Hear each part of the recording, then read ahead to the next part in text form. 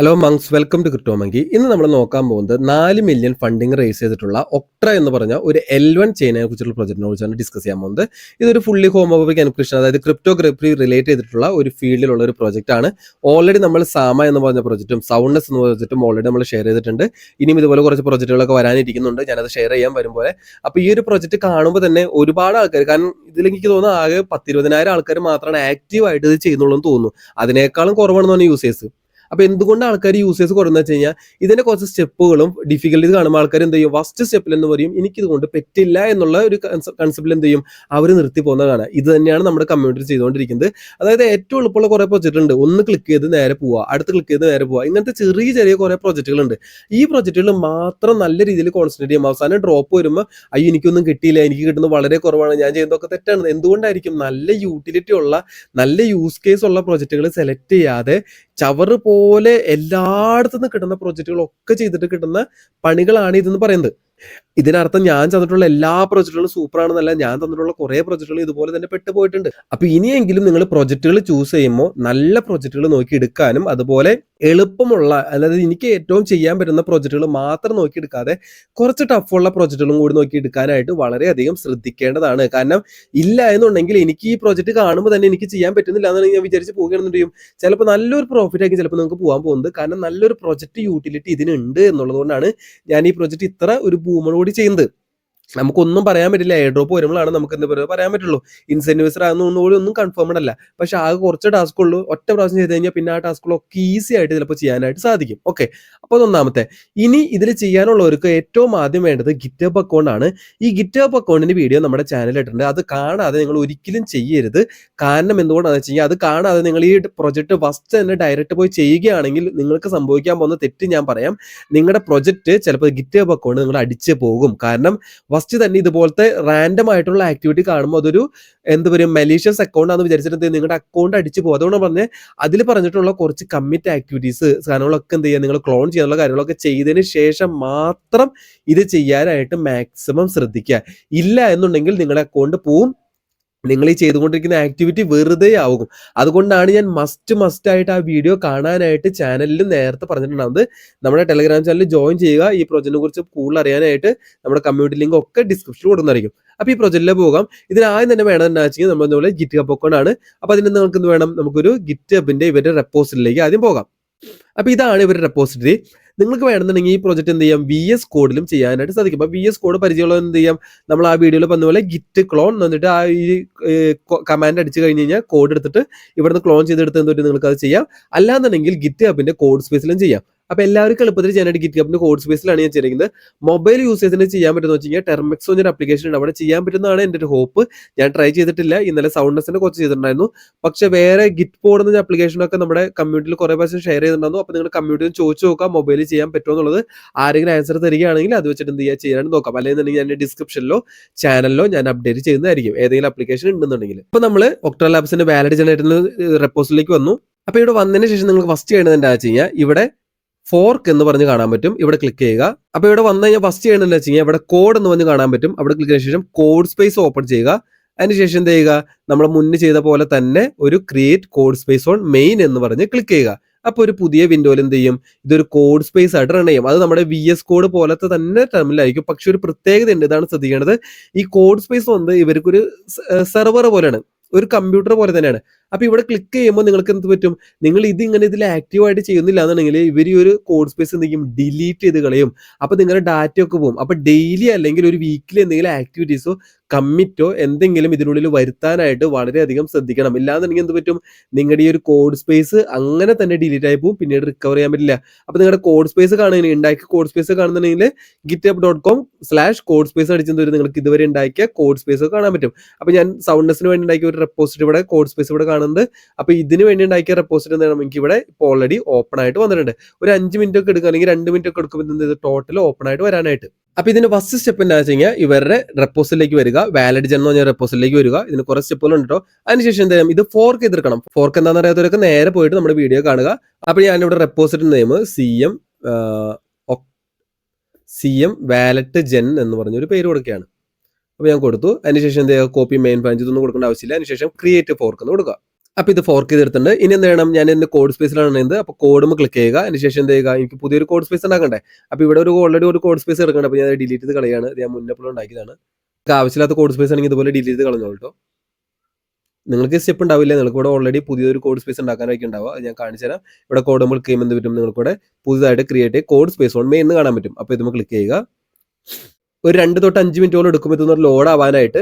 അപ്പോൾ അത്ര നേരം ഒന്ന് വെയിറ്റ് ചെയ്യുക.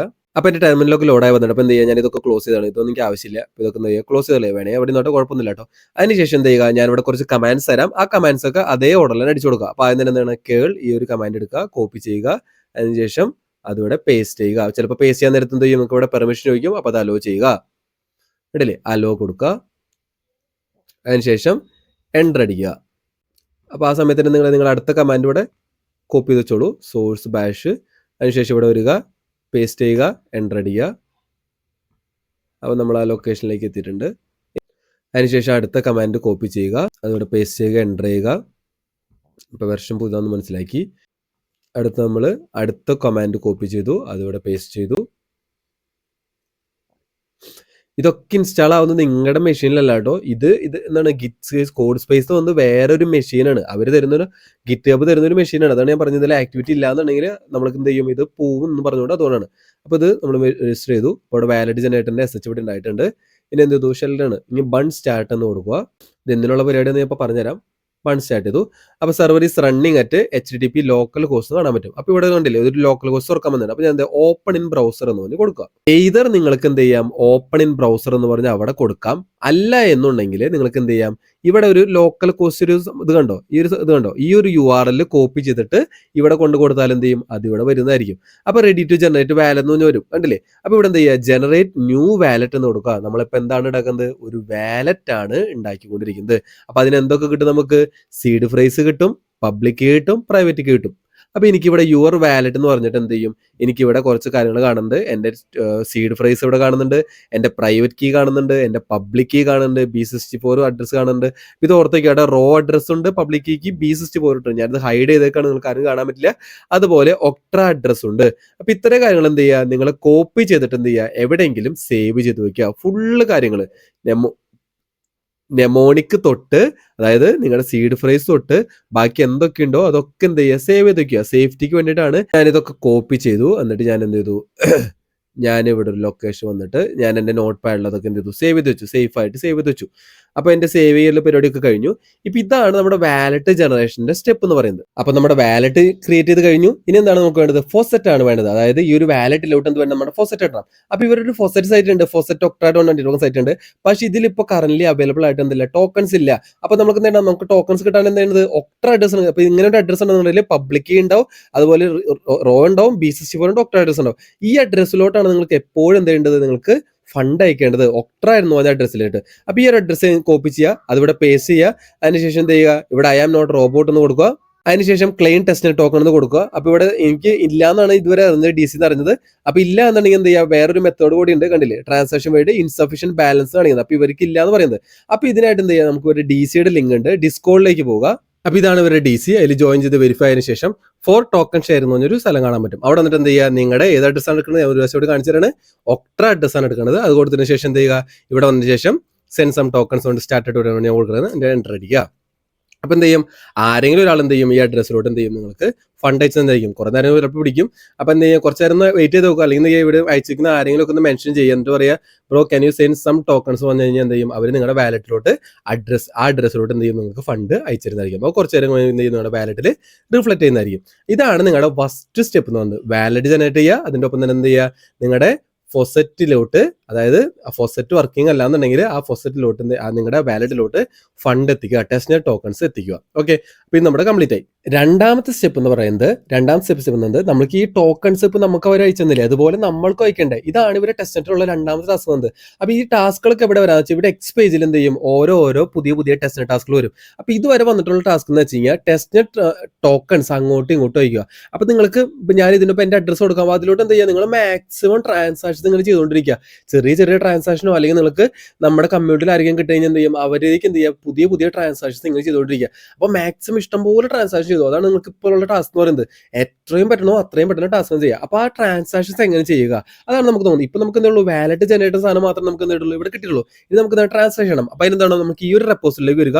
ഇത് കിട്ടണമെങ്കിൽ എന്ത് ചെയ്താൽ മതി, നിങ്ങൾക്ക് ഇപ്പോൾ ഞാൻ ഈ ഒരു ലിങ്ക് തന്നെ വരുന്നില്ല, ഒക്ട ലാബ്സ് ഇവിടെ കിടക്കല്ലേ, അവിടെ ക്ലിക്ക് ചെയ്ത് പറ്റും. നിങ്ങൾക്ക് ഇവിടെ ഒക്ട പ്രീക്ലൈൻ എന്ന് പറഞ്ഞ റെപ്പോസിറ്ററി കിടക്കാൻ പറ്റും, അത് ക്ലിക്ക് ചെയ്യാൻ മതി. അപ്പോൾ നേരത്തെ ഇതേപോലെ എന്ത് ചെയ്യുക, നമ്മളിതിനെ ഫോർക്ക് ചെയ്ത് നമ്മുടെ റെപ്പോസിറ്ററിയിലേക്ക് ഉള്ളിൽ കൊണ്ടുവരിക. അപ്പോൾ ഇവിടെ ഒരു പേര് കൊടുക്കുക. ഞാൻ ഇപ്പോൾ CM ഒക്ട്ര പ്രീക്ലൈൻ എന്ന് കൊടുത്തേക്കാണ്. അതിനുശേഷം ക്രിയേറ്റ് ഫോർക്ക് കൊടുത്തു. അത് ഫോർക്ക് ചെയ്ത് കഴിഞ്ഞു. ഇനി എന്ത് ചെയ്യണം, ഞാനിതിൻ്റെ കോഡ് സ്പേസ് ഓപ്പൺ ആക്കുക. Create code space on main കൊടുക്കുക.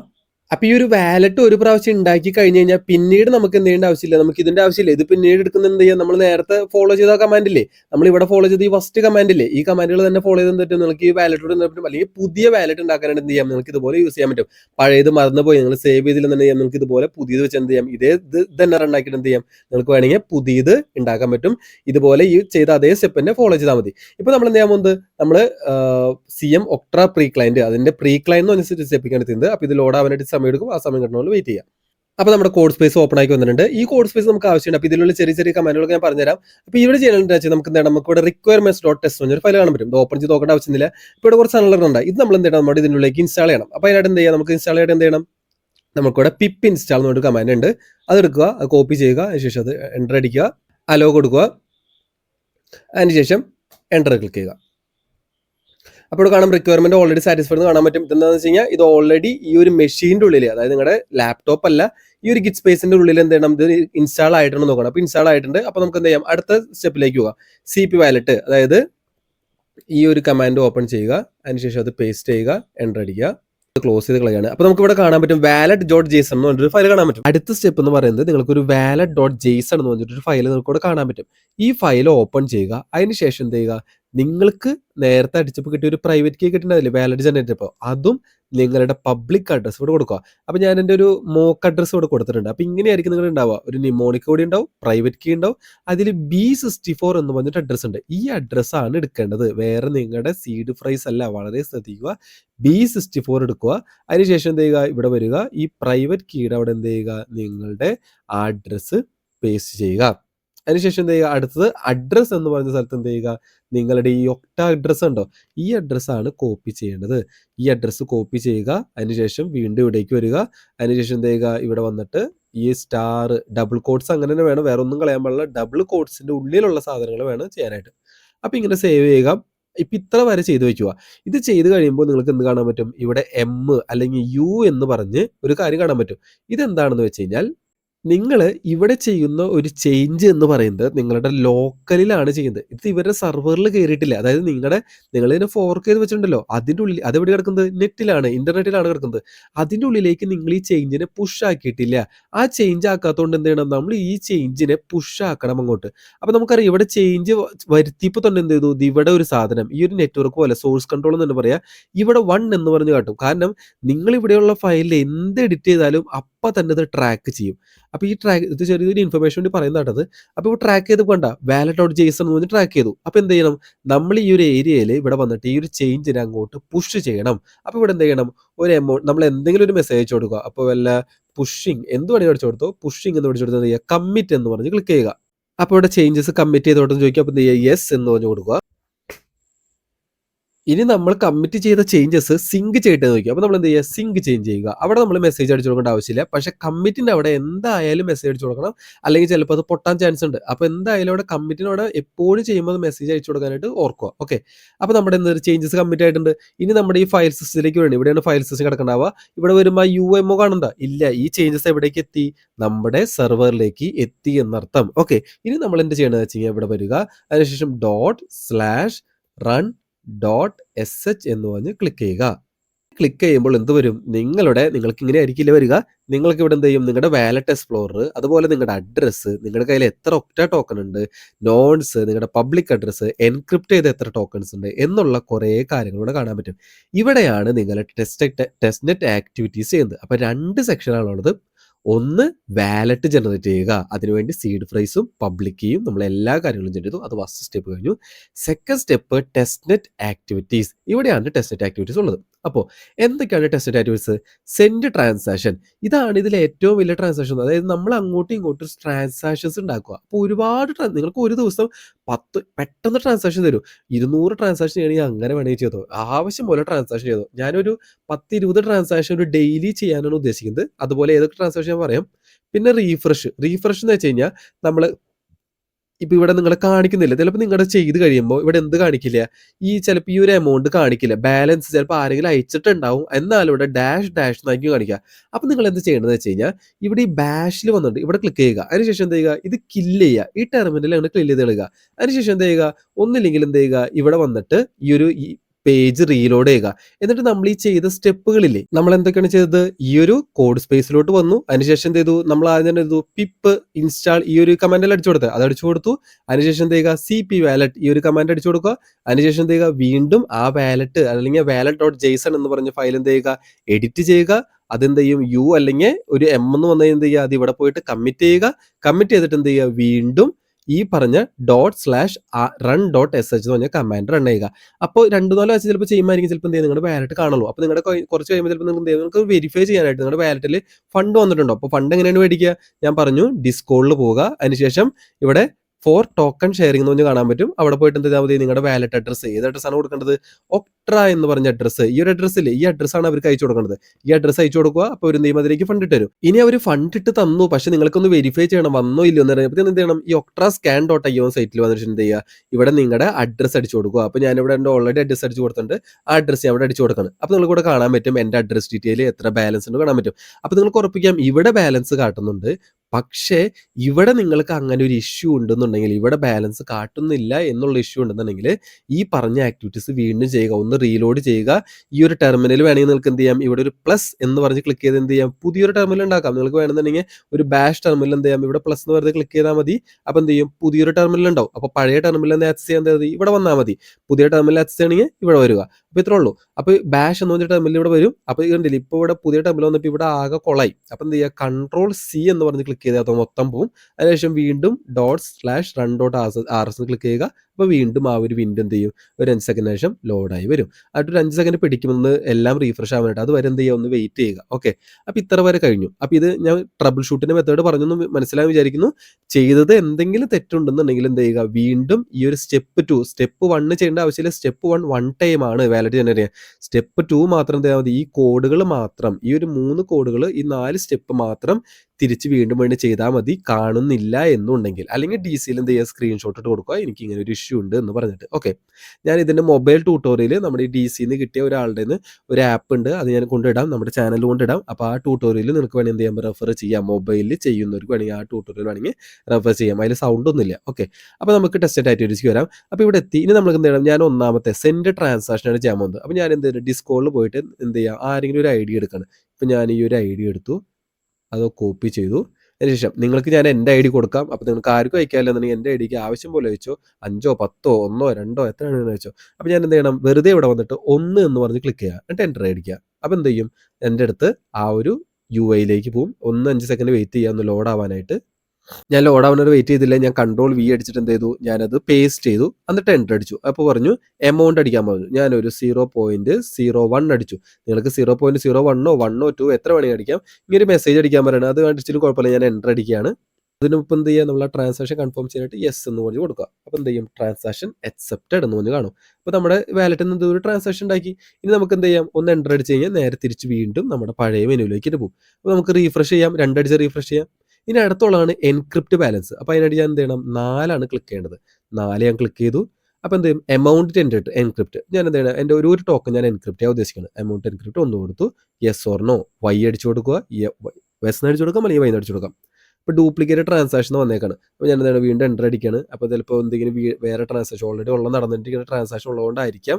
അല്ലെങ്കിൽ ഈ ട്രാൻസാക്ഷൻ കഴിയുന്ന വരെ ചിലപ്പോൾ വെയിറ്റ് ചെയ്യേണ്ട വരെയായിരിക്കാം. ഓക്കെ, ഞാനൊന്ന് റീഫ്രഷ് ചെയ്ത് നോക്കണം ഈ ട്രാൻസാക്ഷൻ കംപ്ലീറ്റ് ആയി ഒന്ന്. 2 അടിക്കുന്നു, റീഫ്രഷ് ചെയ്യുന്നു. സ്റ്റേജിങ് 1 പെൻഡിങ് കാണിക്കില്ല. അതായത് ഒരു ട്രാൻസാക്ഷൻ എൻ്റെ വാലറ്റിൽ നിന്ന് ഇങ്ങനെ പെൻഡിങ് കിടക്കാന്ന് അർത്ഥം. ഓക്കെ, ഞാൻ മുന്നേ ചെയ്യുന്ന ട്രാൻസാക്ഷൻ ഇവിടെ സ്റ്റേജിങ് 1 പെൻഡിങ് എന്ന് കാണിക്കുകയാണെങ്കിൽ ആ ട്രാൻസാക്ഷൻ ഗോയിങ് ത്രൂ എന്നർത്ഥം. അപ്പോൾ ആ സമയത്ത് ചിലപ്പോൾ നിങ്ങൾ ചെയ്ത് കഴിഞ്ഞ് കഴിഞ്ഞാൽ പറ്റില്ല. ചിലപ്പോൾ ആ ട്രാൻസാക്ഷൻ എൻക്രിപ്റ്റ് ഒക്കെ ചെയ്യുകയാണെങ്കിൽ ഫെയിൽ അടിച്ചുകൊണ്ടിരിക്കും. അപ്പോൾ നമ്മൾ എന്ത് ചെയ്യുന്നു? റീഫ്രഷ് ചെയ്യുക. 2 അടിച്ച് റീഫ്രഷ് ചെയ്തുകൊണ്ടിരിക്കുക. ഫെയിൽ ആവുകയാണെന്നുണ്ടെങ്കിൽ അപ്പോൾ ഞാൻ എന്താണ്? എൻക്രിപ്റ്റ് ചെയ്യാൻ പോകുന്നത്. അപ്പോൾ 4 അടിച്ചിട്ട് ഞാൻ എൻക്രിപ്റ്റ് ചെയ്യാൻ പോകുന്നത്. അപ്പോൾ 4 അടിക്കുന്നു. അതിനുശേഷം എമൗണ്ട് എൻക്രിപ്റ്റ് ഞാനൊരു 1 കൊടുക്കുകയാണ് എമൗണ്ട്. അതിനുശേഷം യെസ് കൊടുക്കുകയാണ്. അപ്പോൾ എൻക്രിപ്ഷൻ സബ്മിറ്റഡ് ആയി. ഇത് എന്തുകൊണ്ടാണെന്ന് വെച്ച് കഴിഞ്ഞാൽ ഇത് നിങ്ങൾക്ക് എറർ അടിക്കുകയാണെങ്കിൽ അതിനർത്ഥം എന്ന് വെച്ച് കഴിഞ്ഞാൽ നിങ്ങളൊരു ട്രാൻസാക്ഷൻ ചെയ്ത് അപ്പം തന്നെ അത് ചെയ്യാൻ പോവുകയാണെന്നുണ്ടെങ്കിൽ എറർ അടിക്കും. അതുകൊണ്ടാണ് ഞാൻ പറഞ്ഞത്. അപ്പോൾ എപ്പോഴും എറർ അടിക്കുന്നുണ്ടെങ്കിൽ ഇതായിരിക്കും റീസൺ എന്ന് പറയുന്നത്. ഇനി ഞാൻ എൻക്രിപ്റ്റ് ചെയ്ത സാധനത്തിൻ്റെ ഡീക്രിപ്റ്റ് ചെയ്യാൻ പോകുന്നു. അപ്പോൾ ഞാൻ 5 ക്ലിക്ക് ചെയ്യുകയാണ്. അപ്പോൾ നോ എൻക്രിപ്റ്റഡ് ബാലൻസ് കാണും. കാരണം എന്തുകൊണ്ടായിരിക്കും ഞാനിവിടെ എൻ്റർ അടിച്ച് ബാക്കോട്ട് പോയിട്ട് ഞാനിവിടെ 1 നെക്കി കഴിഞ്ഞ് കഴിഞ്ഞാൽ എനിക്കിവിടെ സ്റ്റേജിങ്ങിൽ ട്രാൻസാക്ഷൻ ഒന്നും കാണില്ല. ഞാനിവിടെ 2 ക്ലിക്ക് ചെയ്യുകയാണ്.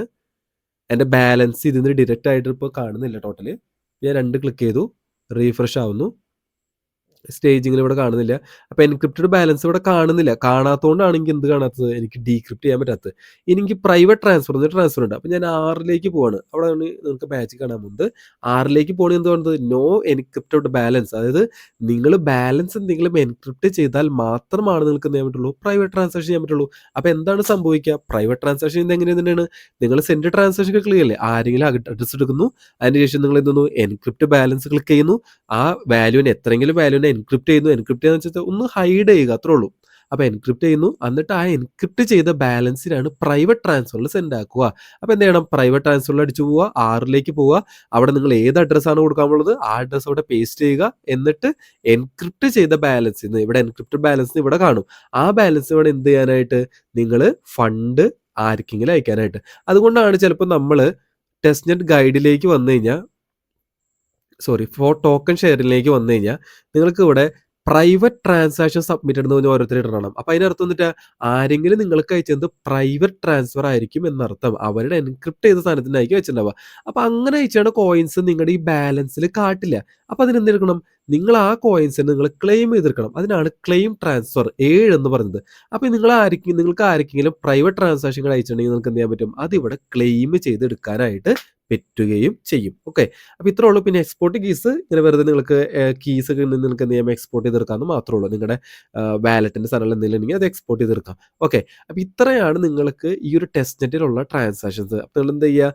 നിങ്ങൾ റാൻഡം ആയിട്ടുള്ള ആർക്ക് വേണമെങ്കിലും എന്ത് ചെയ്യാം? നിങ്ങൾക്ക് ട്രാൻസാക്ഷൻ സബ്മിറ്റ് ചെയ്യാം. അവരുടെ പറയാണ് സമ്മൺ സെൻഡ് പ്രൈവറ്റ് ട്രാൻസാക്ഷൻ. അപ്പോൾ ഞാനിപ്പോൾ ഒരു എക്സാമ്പിൾ കാണിക്കുകയാണ്. ഞാൻ എൻ്റെ വാലറ്റ് അഡ്രസ്സ് എടുക്കുകയാണ്. അതിനുശേഷം അത് കോപ്പി ചെയ്തു.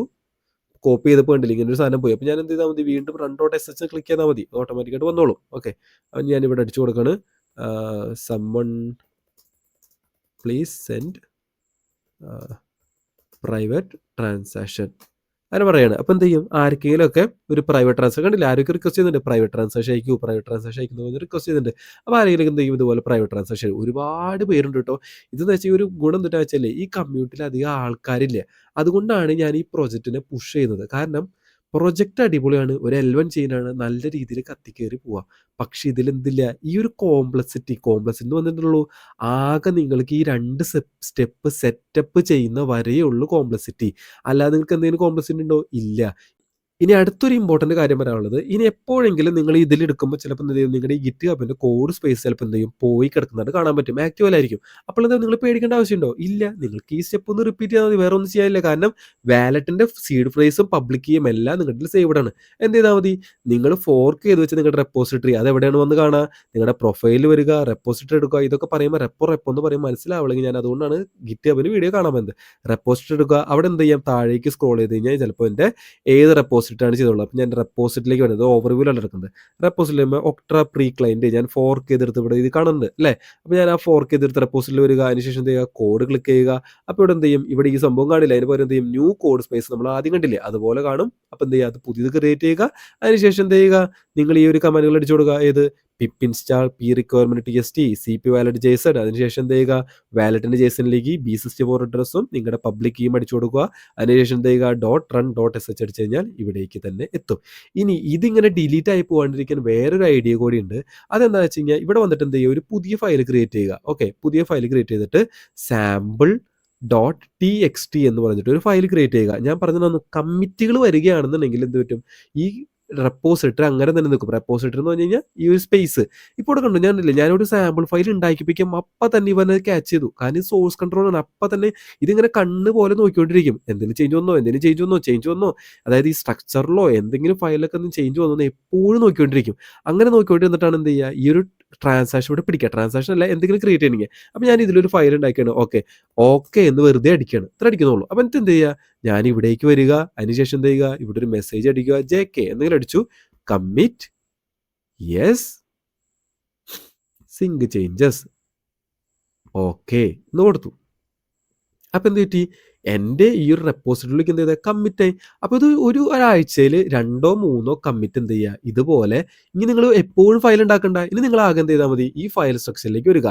ഞാൻ ഉണ്ടാക്കിയ ഫയലിൽ എൻ്റെ sample.txt അവിടേക്ക് വന്നിട്ട് എന്ത് ചെയ്യുക, ഇതിൻ്റെ ഒപ്പം വേണമെങ്കിൽ എന്ത് ചെയ്യുക, ഞാൻ നോക്കിക്കോളട്ടെ, ഞാനൊരു ലെറ്റർ അടിക്കുമ്പോഴേക്കും ദിവം വന്ന് ഇവിടെ ഓൺ ആവണം നോക്കിക്കോളൂ. അതിനൊപ്പം തന്നെ ഇവിടെ ഒരു U അല്ലെങ്കിൽ MO തന്നെ കാണാൻ പറ്റും. നോക്കിക്കോളൂ, J അടിച്ചു കണ്ടില്ലേ, അപ്പം തന്നെ അവൻ ചെക്ക് ചെയ്തുകൊണ്ടിരിക്കുകയാണ്. കണ്ടില്ലേ, ചെക്ക് ചെയ്തു, MO വന്നു, ഇത് മെർജ് ചെയ്തിട്ടില്ല, അത് മോഡിഫൈ ചെയ്ത ഫയലാണ്. അതുപോലെ തന്നെ സോഴ്സ് കൺട്രോൾ, എന്നിട്ട് എന്ത് ചെയ്യുക, നേരെ ഇവിടെ പോയിട്ട് എന്ത് ചെയ്യുക, വീണ്ടും മെർജ് ചെയ്ത് വെക്കുക. ഇതാണ് എന്ത് ചെയ്യുക, ഇങ്ങനെ റിപ്പീറ്റഡ് ആയിട്ട് കമ്മിറ്റ് ചെയ്യാൻ നോക്കുക. ഇത് ഞാൻ മാച്ച് കളഞ്ഞ എന്ത് പറ്റും, ആ ഒരു ചെക്ക് ചെയ്യും, അതായത് ഇനി ചേഞ്ചസ് ഒന്നും ഇല്ലല്ലോ, കണ്ടില്ലേ, ആ ട്രാക്ക് കൺട്രോളിൽ പോയി. ഇതാണ് സോഴ്സ് കൺട്രോളിന്റെ ഗുണം. എപ്പോൾ ചേഞ്ച് വന്നാലും എന്ത് ചെയ്യും, നിങ്ങളുടെ അടുത്ത് പറയും ഇത് പുഷ് ചെയ്യാനുണ്ട്, നിങ്ങളുടെ സെർവറിലെ ഡാറ്റ വേറെ തരത്തിലാണ്, നിങ്ങളുടെ ലോക്കലിലെ ഡാറ്റ വേറെ തരത്തിലാണെന്ന് പറയും. ഓക്കെ, മനസ്സിലായി വിചാരിക്കുന്നു. അപ്പോൾ ഇത് ഒരു തരത്തിലെന്ന് പറഞ്ഞാൽ നിങ്ങളുടെ ഈ റെപ്പോ സേവ് ചെയ്യാനും നിങ്ങളുടെ അക്കൗണ്ട് സേവ് ചെയ്യാനും വളരെ ഉപകാരപ്പെട്ടതാണ്. അതായത് എന്ത്, ഇതുപോലെ ഇടയ്ക്കിടയ്ക്ക് കമ്മിറ്റ് ചെയ്യുന്നത്. അത് ഈ ഒരു ഫയൽ ഇവിടെ ക്രിയേറ്റ് ചെയ്ത് ഒന്നും വരാൻ പാടില്ല. പക്ഷേ ഇതിൻ്റെ ഉള്ളിലൊക്കെ ഈ TXT എന്ന് പറഞ്ഞ എക്സ്റ്റൻഷൻ വെച്ച് മാത്രം ചെയ്യാൻ, ടെക്സ്റ്റ് ഫയലായിട്ട് വെക്കുക, PY അങ്ങനെയുള്ള എക്സ്റ്റൻഷൻ ഒന്നും വെക്കാണ്ടിരിക്കാൻ നോക്കാം. ഓക്കെ, അതിനുശേഷം എന്ത് ചെയ്യുക, ഇത് നിങ്ങൾ പുതിയതായിട്ട് റെപ്പോ ഉണ്ടാക്കുകയാണെങ്കിലും GitHubന്റെ കോഡ് സ്പേസ് വെച്ച് വീണ്ടും ഉണ്ടാക്കുകയാണെങ്കിലും ഇതുപോലെ ഒരു ഫയൽ ഉണ്ടാക്കി വെച്ച് കഴിഞ്ഞാൽ നിങ്ങളുടെ ഈ ഒരു കോഡ് സ്പേസ് പോകാൻ നോക്കും. ഡെയിലി ആക്റ്റീവ് ആയി ഇതുപോലെ പോവില്ല. അതുപോലെ തന്നെ ഒരു കമ്മിറ്റ് ഇങ്ങനെ ഡെയിലി ഉണ്ടാക്കിക്കൊണ്ടിരിക്കുക. ഓക്കെ, അപ്പോൾ ഇത്ര ഉള്ള ഇതിലുള്ള ആക്ടിവിറ്റീസും. ഇതിൽ എന്തെങ്കിലും ഡൗട്ട് ഉണ്ടെന്നുണ്ടെങ്കിൽ ഈ കമൻറ്റ് ബോക്സിൽ അങ്ങോട്ട് രേഖപ്പെടുത്താം. ഞാൻ എന്ത് വേണമെങ്കിലും ക്ലിയർ ചെയ്ത് തരാം. എറർ വരാൻ ചാൻസ് ഉണ്ട്. എറർ വരികയാണെന്നുണ്ടെങ്കിൽ സ്ക്രീൻഷോട്ട് ഇടുകയാണെന്നുണ്ടെങ്കിൽ എന്ത് ചെയ്യുക, കമ്മ്യൂണിറ്റിയിൽ ഇങ്ങനെ വന്നിട്ട് വീഡിയോ മര്യാദയ്ക്ക് പ്രോപ്പറായിട്ട് കാണാതെ, ഏതെങ്കിലും ഫുള്ളായിട്ട് കാണാതെ ഒരു സെക്ഷനിൽ വെച്ചിട്ട് എറർ അടിച്ച് ഓടി വന്നൊരു ഫോട്ടോ ഇടുകയല്ല ചെയ്യേണ്ടത്. ട്രൈ ചെയ്ത് നോക്കുക. ഒട്ടും പറ്റുന്നില്ല, എവിടെയെങ്കിലുമൊക്കെ എറർ വന്നിട്ടുണ്ടെങ്കിൽ എന്നാൽ മാത്രം ചെയ്യുക. നിങ്ങൾ ട്രൈ ചെയ്യാതെ എവിടെയെങ്കിലും ഒരു സ്ഥലത്ത് വെച്ചിട്ട് അപ്പം തന്നെ നിന്ന് ഓടി ചെന്ന് ഡൗട്ട് ചോദിക്കുന്നതല്ല പ്രോപ്പറായിട്ടുള്ള മെത്തേഡ് എന്ന് ചിന്തിക്കുക. ഓക്കെ, അപ്പം നിങ്ങൾ ഇങ്ങനെ ഒരു റാൻഡമായിട്ട് ഇങ്ങനെ ചവറ് പോലെ വീഡിയോ പ്രോപ്പറായിട്ട് കാണാതെ മെസ്സേജ് അയക്കില്ല എന്ന് ഞാൻ വിശ്വസിക്കുന്നു. അപ്പോൾ എന്തെങ്കിലും ഡൗട്ട് ഉണ്ടെങ്കിൽ കമൻറ്റ് ബോക്സിൽ രേഖപ്പെടുത്തുക. അതുപോലെ തന്നെ ഈ ഒരു പ്രോജക്റ്റ് ആരും മിസ്സാക്കാതിരിക്കാൻ നോക്കുക. കാരണം ഞാൻ പറഞ്ഞു, ഡിഫിക്കൽട്ടി എന്നുള്ളത് എവിടെ മാത്രമാണ്, സ്റ്റാർട്ടിങ് മാത്രമാണ്.